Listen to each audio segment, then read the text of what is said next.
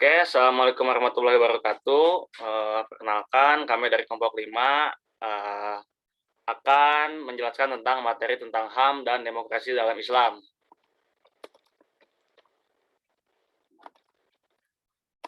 Anggota kelompok kami beranggotakan Indra Prasetyo, saya sendiri Simulyana, Zidan, dan Rahmadan Eka Putra. Pendahuluannya, semenjak berakhirnya Perang Dingin, maka isu global beralih dari komunisme dan pertentangan blok barat dan blok timur ke masalah baru, yaitu masalah hak asasi manusia, lingkungan, dan liberalisme perdagangan. Indonesia sebagai bagian dari masyarakat internasional tidak terlepas dari gelombang isu hak asasi manusia yang melanda hampir semua negara di dunia ini. Sebenarnya, masalah hak asasi manusia bukanlah merupakan masalah baru bagi masyarakat di dunia, karena isu hak asasi manusia sudah mulai dilontarkan sejak lahirnya Magna Carta di Inggris pada tahun 1215 sampai akhirnya Piagam Perserikatan Bangsa-Bangsa tentang Hak Asasi Manusia. Yang pertama, penjelasan konsep HAM dalam Islam.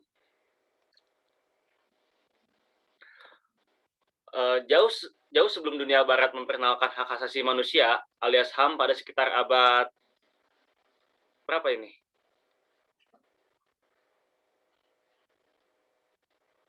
Abad 151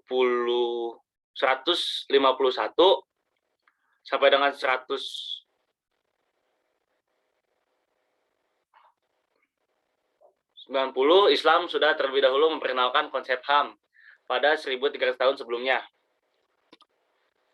Bahkan Rasulullah SAW merupakan salah satu sosok revolusioner sekaligus pejuang penegak HAM yang paling gigih seantero jagat. Ia tidak hanya sekedar membawa serangkaian pernyataan HAM yang tertuang dalam kitab suci Al-Quran, namun juga memperjuangkan dengan penuh pengorbanan dan kesungguhan. Salah satu kegigihan Nabi dalam memperjuangkan HAM, yakni memurnikan ajaran maupun kebiasaan yang ada pada zamannya, yakni tradisi masyarakat Arab Jahiliyah di Makkah yang sangat bertentangan dengan konsep HAM.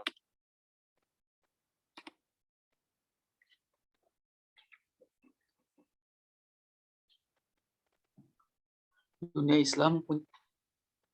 Islam mempunyai ciri khas dan keunikan tersendiri. Seperti dunia barat, dunia Islam juga memperlihatkan keragaman dan tidak homogen. Dalam arti, setiap negara dari Aljazair hingga Indonesia mempunyai perbedaan yang amat mendasar. Meski mayoritas penduduknya beragama Islam,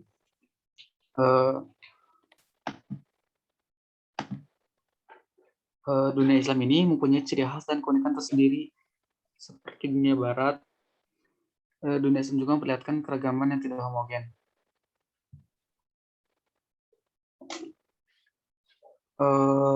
Lanjut.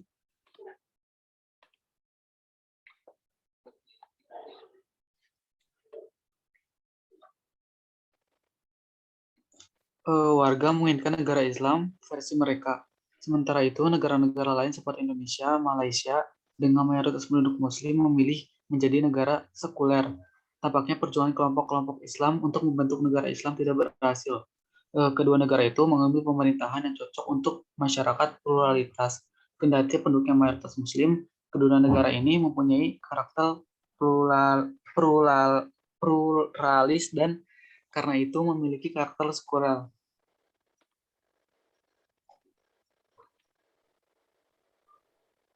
Penjelasan bab 2 tentang konsep demokrasi dalam Islam.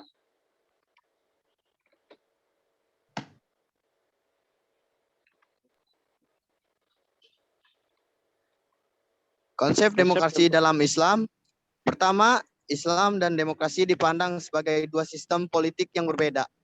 Sebagai sistem politik, Islam tidak bisa disubordinasikan pada demokrasi. Islam dan demokrasi bersifat eksklusif. Bagi para pendukung pendapat ini, Islam merupakan sistem politik yang sempurna sehingga bisa dijadikan alternatif terhadap demokrasi. Next.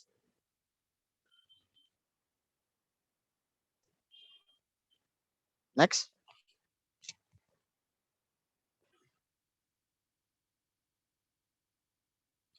Kedua, Islam berbeda dari demokrasi. Apabila yang terakhir didefinisikan secara prosedural sebagaimana dipahami dan dipraktikkan di Barat, namun demikian menurut para pendukung pendapat ini, Islam dapat dipandang sebagai sistem politik demokrasi apabila demokrasi didefinisikan secara substantif, yakni demokrasi dijadikan sebagai alat untuk mencapai tujuan tidak dikenalnya pemikiran atau ide warga ikut dalam kebijakan politik. Next.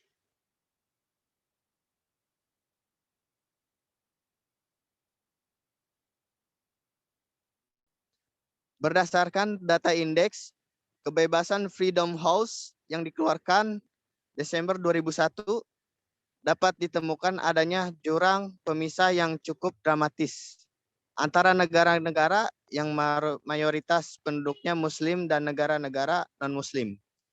Penelitian bertajuk Freedom in the World 2001 hingga 2002 itu menyimpulkan negara non-Muslim 3 kali lebih demokrasi dibandingkan dengan negara Muslim. Dalam survei tahunan Freedom House ditemukan bahwa kecenderungan kebebasan dan demokrasi di dunia Islam, terutama di negara-negara Arab, mengalami defisit. Hanya ada satu negara yang masuk kategori bebas, yaitu Mali di benua Afrika.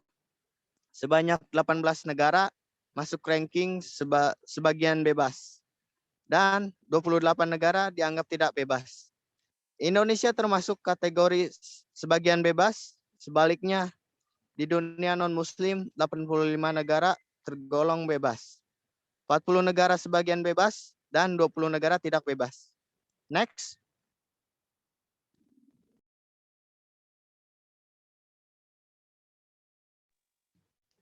Sekian dan terima kasih.